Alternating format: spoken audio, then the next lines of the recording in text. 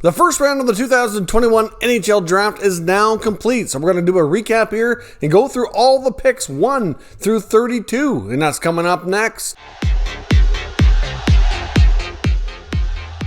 So welcome back to another video here at Top Shelf Hockey. As I mentioned, the 2021 NHL Draft is well underway. The first round is now complete. We're going to go through a recap here of all the first round selections in case you missed it. We're going to go through each team selection, a brief description of the player, and kind of go from there. Now, even though there are 32 selections, there was only 31 picks, given that pick number 11, which belonged to the Coyotes, was forfeited due to their punishment they received from the NHL for testing of underage draft eligible players a couple of years ago under the John Chayka regime in Arizona. So let's hop onto the computer and get started here with pick 1 all the way down through 32. Selecting first overall is the Buffalo Sabres, and they probably select Owen Power from the University of Michigan. There's no mistake in it. Power has been projected to go number 1 overall for some time. He's likely going to play another year in school, but there is some debate now whether or not he will go straight to the NHL. But they did not make the wrong move here. They took the top defenseman and the top eligible player in this draft, and he should be a mainstay on their blue line for many years to come. Picking second overall, their very first pick ever in franchise history is the Seattle Kraken, and they select Matty Beniers from the United States National Team Development Program, a great center iceman, good two-way player. Actually is kind of remindful of GM Ron Francis and how he used to play as well. Likely Beniers likely goes to University of Michigan like Owen Power, but there is some debate of whether or not he could be NHL ready and could play for the Kraken this year as well. So we'll have to wait to be seen on that. Selecting third overall, we have the Anaheim Ducks, and with this pick, the Ducks select big center iceman, power forward Mason McTavish from the OHL's Peterborough Petes. McTavish is a big, strong center iceman who can score, go to the dirty areas, certainly be really tough to play against. This is an excellent pick for the Ducks. Some viewed this as a little bit of a reach, and maybe it is just slightly, but the Ducks could really want that center iceman to be that good 1-2 punch with Trevor Zegras. To me, this is a tremendous pickup. McTavish, like I said, a big, strong center iceman with lots of offensive upside, will protect his teammates and be a real good addition to the Ducks lineup.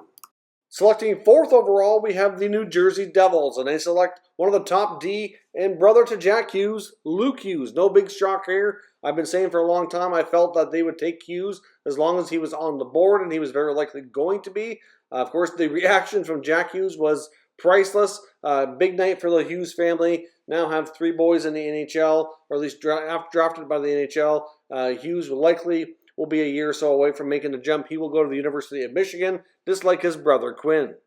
Selecting fifth overall with their first of a trio of picks is the Columbus Blue Jackets, who select Kent Johnson, another big, strong center iceman here with a lot of creativity. He's got sick hands. He's going to be a tremendous hockey player. It's something he's been working on is his skating, which has improved as of late. Had a pretty solid year in college last year. Be interesting to see the full upside once he reaches the NHL. But the Jackets desperately need help at center, and Johnson will be a huge help in that regard. Next up with the 6th overall selection, we have the Detroit Red Wings, and they've selected from Sweden, Simon Edvinsson. Of course, one of the top European-born players in this draft. Edvinsson is a big, rangy defenseman, does draw some comparison to Victor Hedman. Not entirely convinced he'll be exactly that kind of defenseman, but that is one of the NHL guys he gets compared to.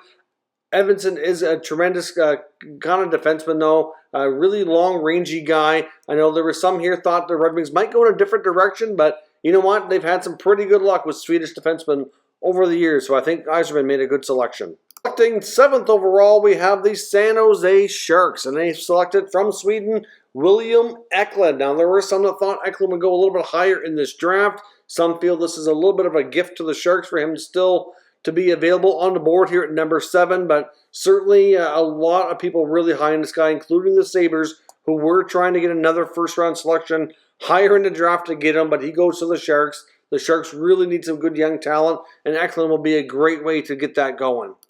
Selecting 8th overall, we have the Los Angeles Kings, and they select from the OHL Barrie Colt's Brandt Clarke, a top right-hand shooting defenseman. Exactly what this team needs. The LA Kings have a really deep and very talented prospect pool. Probably deeper in the forward positions, though, than many on defense. They do have a few defense prospects, but nothing like this guy. He's a real solid puck-moving guy, tremendous vision. There is a few little flaws in his game like many young D have, but he's a guy who can learn from Drew Doughty, use him as a mentor, and eventually play that same sort of role in the top pair later on down the road. But either way, he'll be a top 4D in the not-too-distant future, in my opinion. 9th overall originally belonged to the Vancouver Canucks, but this pick was traded to the Arizona Coyotes, and the Coyotes used this pick to select Dylan Guenther from the WHL's Edmonton Oil Kings. The Coyotes were desperately trying to get back into the first round after being so low on his picks, and obviously having to forfeit the other pick they had in this round originally due to the controversy over testing draft-eligible players under the John Chayka regime. Now they get Dylan Guenther here, who's a tremendous player, very offensively gifted, has a tremendous shot, one of the best pure goal scorers in the draft.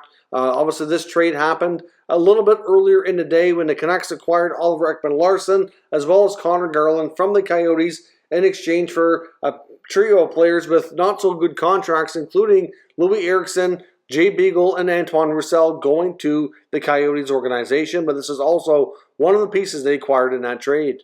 Selecting 10th overall, we have the Ottawa Senators, and they went a little bit off the board here, taking Tyler Boucher from the USA National Team Development Program. Boucher's a tremendous talent, a power forward type of guy who can play a real physical game. Many call him the most physical player in this draft. He'll absolutely just plow right through you. Has a little bit of Brady Tkachuk in him. Not quite the offensive talent, in my opinion, that Tkachuk has, but still a guy who can be really tough to play against. Be really physical, protect his teammates, and likely projects to be a pretty solid middle six winger, in my opinion. A little bit of a reach on this pick for sure. The Senators could have had a few other picks that might have been a little bit safer, but they were certainly looking for an extra added element that they really appreciate under the type of game and style that they're trying to play with head coach DJ Smith here. Boucher's a really prototypical DJ Smith kind of guy.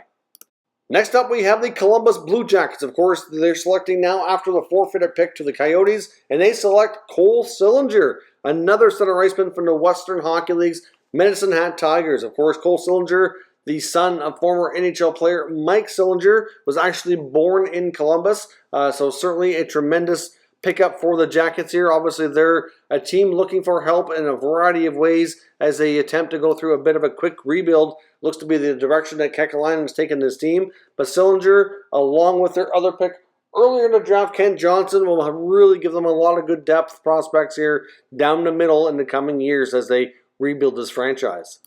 The next pick belongs to the Calgary Flames, and the Calgary Flames will be selecting here the 13th pick, Matthew Coronato from the USHL Chicago Steel. Coronato's a pretty solid overall offensively gifted forward here. He's certainly another guy who can fit in well with the Flames organization, in my opinion. Now, he will not go straight to the NHL. Obviously, when you get to this point in the draft, many players don't anyway, but he will be committed to going to Harvard University, where he will play some college hockey for at least a period of time, for at least 1 year, possibly longer. We'll see. But he's had some tremendous seasons here with the USHL Chicago Steel, putting up some tremendous offensive numbers. So we'll see how he develops on the college hockey scene here next fall. The next pick belongs to the Buffalo Sabres, who they acquired from the Philadelphia Flyers earlier in the Rasmus Ristolainen trade, and they select ISAK ROSEN from Sweden. Now, ROSEN is one of the better skaters in this NHL draft. A little bit on the smaller side, though. Needs to put on some weight. He's about 5'10", around 155, 157 pounds. But otherwise, very gifted player. Certainly gained a lot of attention as being one of the better European-born players in this draft. Of course, the Sabres have an opportunity here where they have multiple picks to kind of take a chance on a player who was selected by many of the NHL scouting systems to be a little bit lower in the draft. But overall, this is maybe a small reach, but still a good player for Buffalo. The 15th overall pick did belong to the Dallas Stars, but that pick was traded to the Detroit Red Wings in exchange for picks 23, 48, and 138. And the Red Wings then select Sebastian COSSA, the big goaltender from the Edmonton Oil Kings, expected to be a phenomenal goaltender. He actually goes ahead and being the first goalie in this draft. Of course, really projects to be a high-end talent. I know some teams are a little leery on taking goalies in the first round, but Detroit has multiple pieces here that they can take a chance with in this draft. They just recently traded for Alex Nedeljkovic, but goalies take a while to really develop again into the NHL. So to me, this is a really wise pick here by Yzerman. Pick number 16 belongs to the New York Rangers, and they select Brennan Othmann from the OHL's Flint Firebirds. Othmann's a really gifted, offensively gifted forward. Obviously ended up playing over in Europe this past season due to the lack of options in the Ontario Hockey League when they were shut down. But Othmann's a player who's not afraid to play physical, can play with a little bit of an edge, and that certainly played a role, I think, in the Rangers selecting him as they try to get a little bit tougher to play against while adding some additional skill at the same time. Pick number 17 belongs to the St. Louis Blues, and they select from the QMJHL ZACHARY BOLDUC. Of course, BOLDUC played for the Rimouski Oceanic in his first year there. Of course, he was teammates from the former first overall pick last year, Alexis Lafreniere. So he had to reinvent his game here a little bit. His roles kind of changed here with the change in the teams. He did put up over a point per game last year, 29 points in 27 games. The year before, he had 52 points in 55 games, scored 30 goals as a rookie in that league. Still a player who can continue to develop here. The Blues do have some good former luck here drafting from this league, and I can see him being a great fit in St. Louis, but he's probably looking at a couple years' time to continue developing.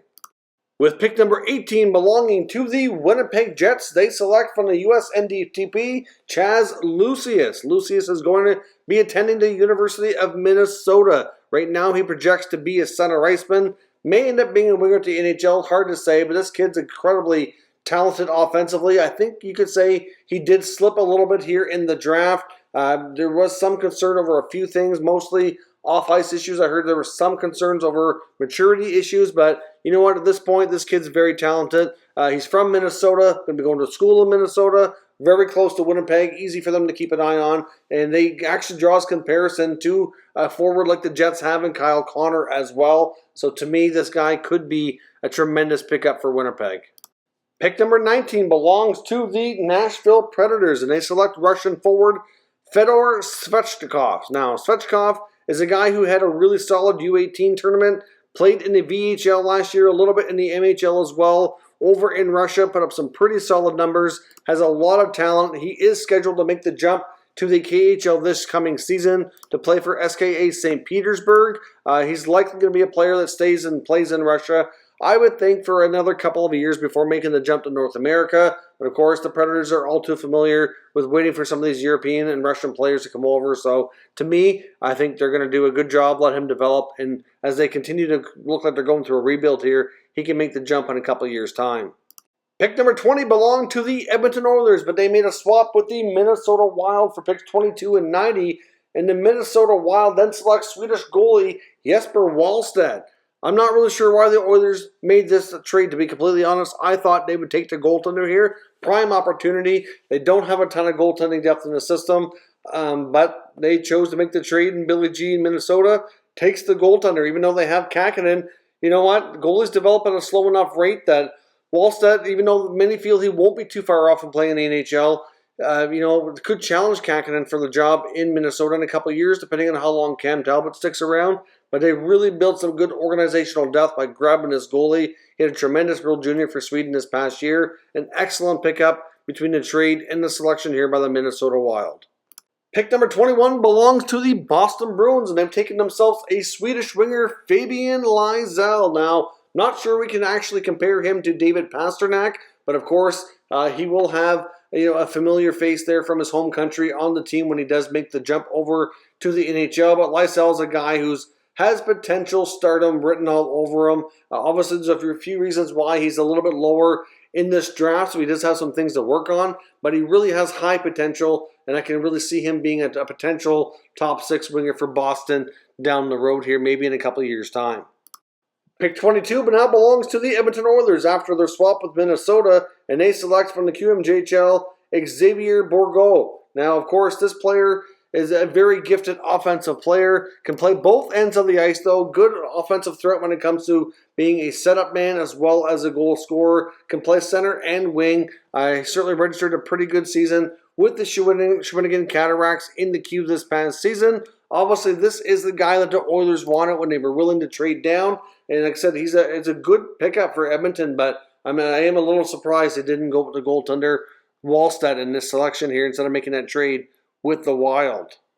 Pick 23 belongs to the Dallas Stars, and they select Wyatt Johnson from the OHL's Windsor Spitfires. Now, Johnson is a really hard-working player with a really, a motor that just never stops. He's a really hard-working, offensively gifted player. Obviously, the Dallas Stars are picking a little bit later here in the first round, so there is a lot of players here that are very comparable to each other, but I do think Johnson stands a chance here to be a decent player for Dallas in the not-too-distant future. With pick number 24 belonging to the Florida Panthers, they select Mackie Samoskevich. Now, Samoskevich is a center iceman, might project to be a winger at the NHL level, hard to say. He's a right shot, born in the U.S., played in the USHL for the Chicago Steel, another player that's going to go to a stacked University of Michigan team this coming season, was over a point per game player last year in the USHL, a very highly creative, really offensively gifted player here, a really nice addition late in the draft here by the Florida Panthers.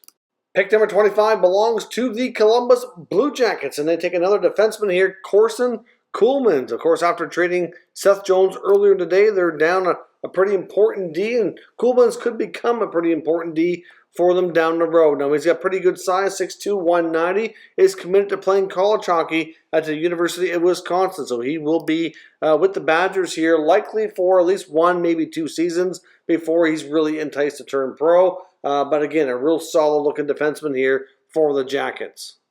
Pick 26 belongs to the Minnesota Wild, and they're selecting another defenseman here in the draft, Carson Lambos, who's got good size, 6'1", 200 pounds already, born in Canada, plays for Winnipeg in the Western Hockey League. Certainly a real solid-looking D here, put up 32 points in 57 games this past season. Actually, that was 2 seasons ago, but correct me if I'm wrong. He actually played last season over in Europe, over in Liga for a while, with getting very limited action in the Western Hockey League after they resumed play. But Lambeau should be another excellent D prospect here for the Wild. Pick number 27 belonged to the Hurricanes, who made a trade sending it to the Predators in exchange for picks 40 and 51. And then the Predators select from the QMJHL Zachary Leroux from the Halifax Mooseheads. Of course, he did originally play for the Moncton Wildcats, then ended up getting traded over to the Mooseheads afterwards. He draws some comparison to actually a Halifax native, Brad Marchand of the Boston Bruins, for really being a pesky player, plays on the edge, has had some suspensions, but a very talented guy, but sometimes crosses the line and gets himself in trouble. But a really nice pickup here for the Predators. He'll certainly help them become a tougher team to play against once he makes it to the NHL. Pick number 28 belongs to the Colorado Avalanche, and they select from Sweden's HV71, Oscar Olofsson. Now, Olofsson's a pretty good size winger here. He can play on either wing. He's a 6'2", 180 pounds. Put up some pretty good numbers in the HV71 team in the SHL. Last year also played for the national junior team, putting up some excellent results there as well. His point totals in the SHL are not overly fabulous, but considering his age and where most of those players are in that league, it's actually not bad. He scored 3 goals in 16 games, which may not sound overly impressive, but based on where he's at in his career, it's not too bad. So Olsen will be an excellent wing prospect here for the Avs. Pick number 29 belongs to the New Jersey Devils, who they picked up in trade here from the Islanders, and they select Chase Stillman. Of course, Chase Stillman is a second-generation player. His dad, Corey Stillman, was a very talented hockey player for a long time as well. Stillman does portray a lot of the same sort of talents that his father did, except he plays with a little bit more physicality, a little bit more of an edge, but still an excellent player here with some offensive upside that could be a great pickup to fit in with the great young core that New Jersey's building around. Pick number 30 belongs to the Vegas Golden Knights, and they select themselves a center, Zach Dean, from the QMJHL, playing for Gatineau, the Gatineau Olympique. Obviously, another player drafted in the first round this year. What we've seen one in the past few years as well, with roots to Newfoundland. Not a lot of Newfoundland-born players tend to make the NHL, but he certainly has some good roots there. He's obviously played on Team Newfoundland in the lower levels, played for the Gatineau as well, put up 20 points in 23 games this past season. The last full season before that, the year before the pandemic, he put up 46 points in 57 games. So a really pretty solid, hard-working type of center with some offensive upside. Should be a good fit with Vegas, who does need some depth of that position for the future.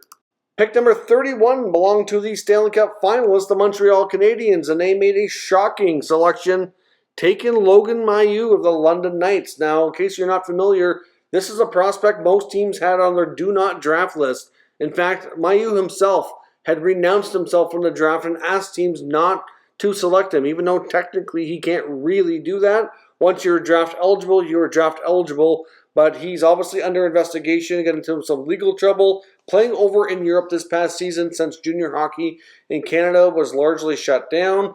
He's being investigated for basically taking some inappropriate photos of a girl that he was with, spread them around, and, you know, it's a really immature thing to do, really impacted the young lady here. He's really in some potential trouble, but he needs to go through the London Knights program. They're planning on helping him rebuild his character, get us everything back on track, but many thought he would go at least another year without being drafted, especially not being used as a first-round pick. So this is shocking. I'm sure the league probably is not happy here with Marc Bergevin. Many agree he is a first-round talent on the ice, but those off-ice issues was just too big of a red flag for majority of the NHL teams to even consider. So I'm not sure what the Habs are thinking with this pick. The final pick of the first round belongs to the Chicago Blackhawks, who they acquired from Tampa in trade, and they select defenseman Nolan Allen from the Prince Albert Raiders of the Western Hockey League. Now, Allen's a pretty steady stay-at-home D, drew some comparison from Sam Cosentino to Brent Seabrook. Just an overall steady guy. He's not going to wow you with a ton of offensive points, but he can rush the puck, good first pass, but he's going to help his teammates succeed by being, you know, positionally sound and those types of things. So just a steady, relatively, you could almost call him more of a stay-at-home kind of defenseman. Nothing flashy about him, but should project to be a good chance to make an NHL player. So that is the full recap of the first round of the NHL Draft. Certainly like to know your thoughts on all these selections. What players are you looking forward to, you think will be the biggest stars? Any picks you really didn't like for particular teams? Make sure you leave all your thoughts down below in the comments so we can discuss further. If you're new to the channel, make sure you subscribe and stick around. We'll keep you up to date with all the latest news and rumors on all 32 NHL teams. Thank you for watching, and I'll catch you next time.